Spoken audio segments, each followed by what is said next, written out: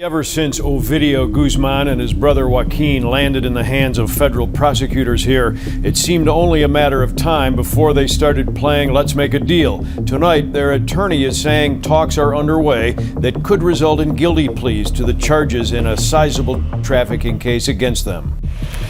More than 100 people are dead or missing in Mexico's western Sinaloa state since rival factions of the Sinaloa Cartel began clashing on September the 9th, with the gruesome violence showing no signs of stopping. There is a wide range of cooperation, from agreeing to discuss a plea deal to testifying against cartel associates. There's no question that true cooperation will result in a more lenient approach by the government to the defense. He alleges that a senior member of Los Chapitos him and flew him to the US against his will. Since fighting broke out on September 9th, shootouts have disrupted daily life in Sinaloa's capital, Culiacan.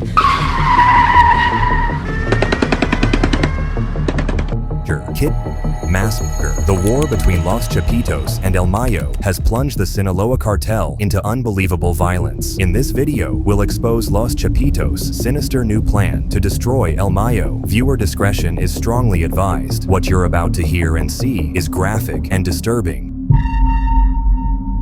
Ovidio Guzman was arrested in Mexico, brought to Chicago a year ago. In July, his brother Joaquin was arrested with Sinaloa Cartel founder El Mayo Zambada in a still mysterious private plane ride from Mexico to Texas. Zambada is being held for trial now in New York. Prosecutors there would undoubtedly rejoice at having both of El Chapo's sons testify against the 76-year-old El Mayo.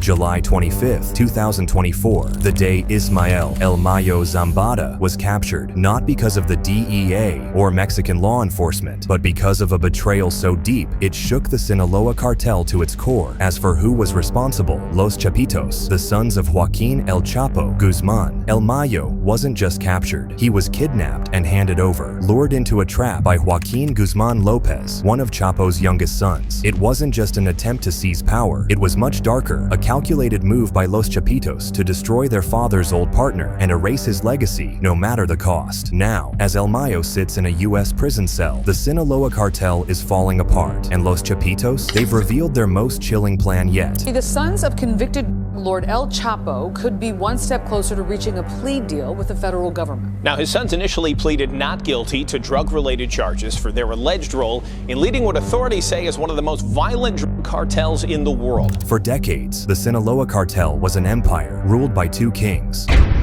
El Chapo was the face, the showman, the escape artist who made headlines around the world. El Mayo was the shadow, the puppet master pulling strings from behind the scenes. Together, they built a drug empire that took over the world. But this partnership was doomed from the start.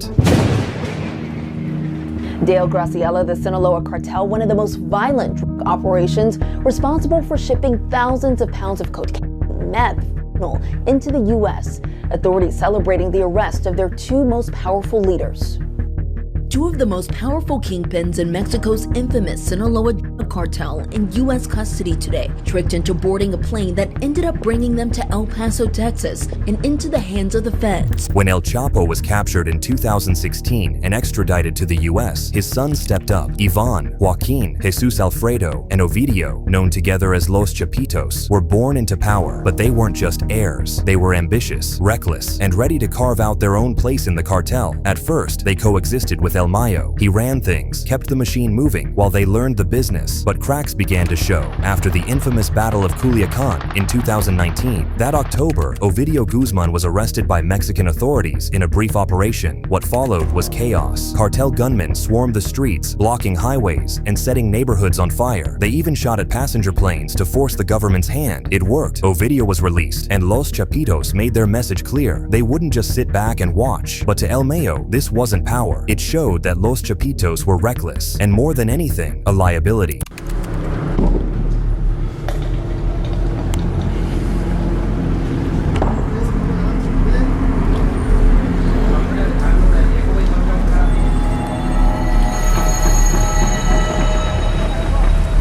Fast forward to 2024, the cartel was already beginning to break down. Then came July 25th. El Mayo was arrested in El Paso, Texas, after being lured into a meeting set up by Joaquin Guzman Lopez. According to Mayo, it was a setup, a betrayal orchestrated by Los Chapitos to remove their biggest rival. And once Mayo was out of the way, they wasted no time going after what was left of his faction, Los Mayos. On September 9th, 2024, the streets of Culiacan erupted into bloodshed. Gunmen loyal to Los Chapitos attacked Mayo's strongholds, sparking days of brutal violence. Highways were barricaded, buses were hijacked, and civilians were trapped in their homes. By the end of September, over 100 people were dead, and the death toll kept climbing. But that wasn't the worst of it. Los Chapitos didn't just fight with bullets, they fought with fear. In one chilling act, they left a cooler on a busy street in Culiacan. Inside was a decapitated head surrounded by pizza drawings, a jab at Mayo's faction. Elsewhere, pamphlets instructed locals to turn in Mayo's allies, accusing them of corruption. And then came October 28th. A small plane linked to Los Chapitos dropped 4 bombs on a stronghold in Durango. The target? One of Mayo's closest allies. This was an act of open warfare, complete with aerial strikes and military tactics. It's a war in northern Mexico. 2 factions of the same criminal group, the Sinaloa Cartel, in open conflict. Both sides have private armies, tooled up gunmen who look just like normal soldiers. Between them, they're tearing up parts of the city of Culiacan. Here they warn people on a bus to turn back.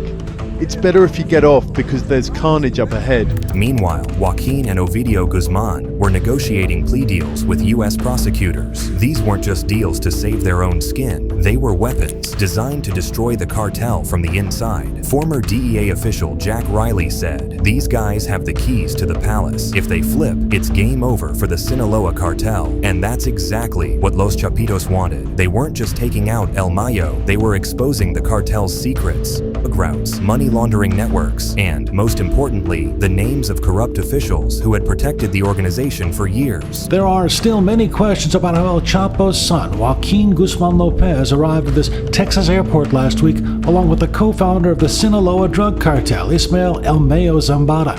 Both were arrested when they stepped off a private plane. But the fallout of these deals was bigger than anyone could have ever imagined. The violence spread beyond Sinaloa, dragging rival cartels into the fight. Civilians were caught in the crossfire, towns were abandoned, and airports became battlegrounds. The Mexican government scrambled to respond, deploying thousands of troops. But their efforts didn't make a difference. DEA operations were stifled, murder ran through the streets, and there was nothing they could do to stop it. On a dirt road lie the bodies of 2 men.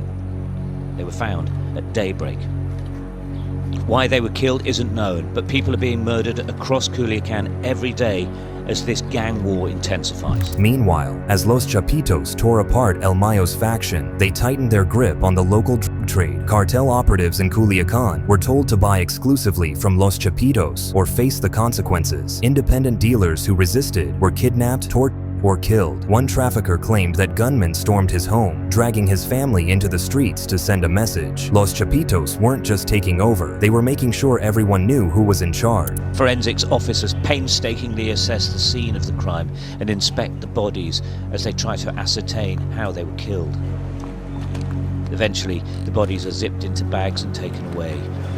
What's more, Los Chapitos weren't satisfied with just controlling the streets. They wanted to brainwash everyone too. They plastered banners across Culiacan, accusing local officials of working with Los Mayos. They even threatened to expose corrupt politicians to U.S. authorities. It wasn't just propaganda, it was psychological warfare, designed to turn allies into enemies and civilians into informants. However, Mayo's faction wasn't going down without a fight. In response, Los Mayos launched their own smear campaign, accusing Los Chapitos of being traitors and puppets of the U.S. government. Pamphlets circulated with hotline numbers for reporting Chapitos' activities. But even as they waged war on the ground, Los Chapitos were quietly reshaping the drug trade from behind the scenes. They had already made their mark with fentanyl, a synthetic opioid 50 times more potent than heroin. By 2014, they were manufacturing the drug in clandestine labs scattered across Sinaloa using precursor chemicals smuggled from China. The profits were huge. According to U.S. prosecutors, $800 worth of chemicals could be turned into fentanyl pills worth over $600,000 on the streets. This money fueled their rise, funding bribes, weapons, and an ever-growing army of sicarios. And the cost?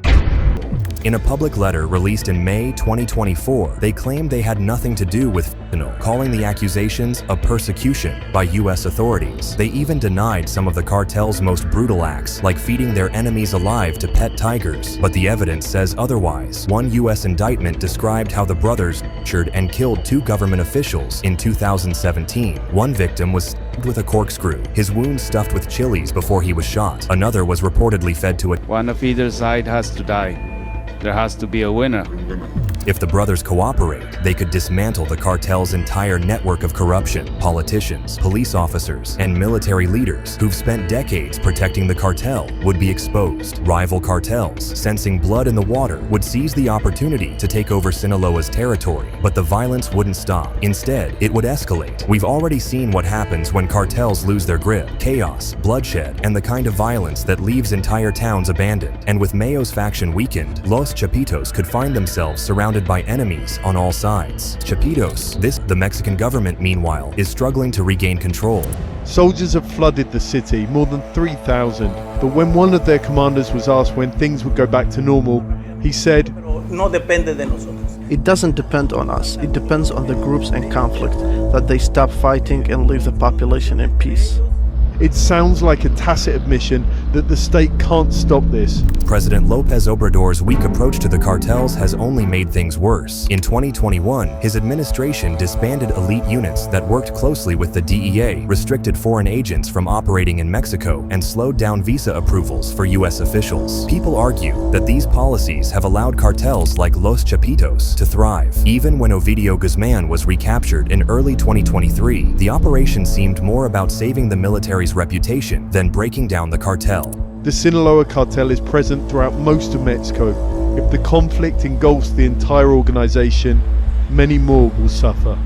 During the raid, cartel gunmen responded with another wave of chaos, shutting down Culiacan's airport and leaving 29 people dead. Ovidio was eventually taken away by helicopter, but the message was clear. Los Chapitos still held the upper hand, and with the U.S. ramping up pressure on the brothers, the tension between the two nations is at an all-time high. New Mexican President Claudia Sheinbaum has called the DEA's actions arrogant interference and accused the U.S. of violating Mexico's sovereignty. But behind the scenes, the cracks in Mexico's security infrastructure are impossible to ignore. For Los Chapitos, this chaos is both a weapon and a shield. By keeping the government on its heels and their rivals in disarray, they've managed to grow their influence while dismantling what's left of El Mayo's empire. The Sinaloa Cartel, once the world's most powerful drug hotspot, is now a battlefield. Bloodshed and chaos has consumed Sinaloa, Durango, and beyond. Civilians are living in fear, and with every new act of violence, Los Chapitos are proving that they'll stop at nothing to achieve their legacy, even if it means tearing the cartel apart. Fear is in the air. Most schools are shut and business hours reduced. These musicians earned a living from playing in restaurants, bars, private events. But now Culiacan's famous nightlife is on hold. They're busking in the street. We're here to get money for food because it's really tough. There's no work. Almost all of the gigs have been cancelled. Nothing. Not even a morsel. The people in this queue are waiting for a state food package to get by. It's Hitzel's first time out of her house with 7-year-old Santi after gun battles in their neighborhood. It left a mark on both. The war between Los Chapitos and El Mayo is more than a battle for power. It's the destruction of a drug empire, and the consequences could reshape the entire cartel world. What do you think will happen as Los Chapitos push their plan even further? How far will this war go? Share your thoughts in the comments below, and don't forget to smash that like button, hit subscribe, and turn on notifications so you never miss our next video.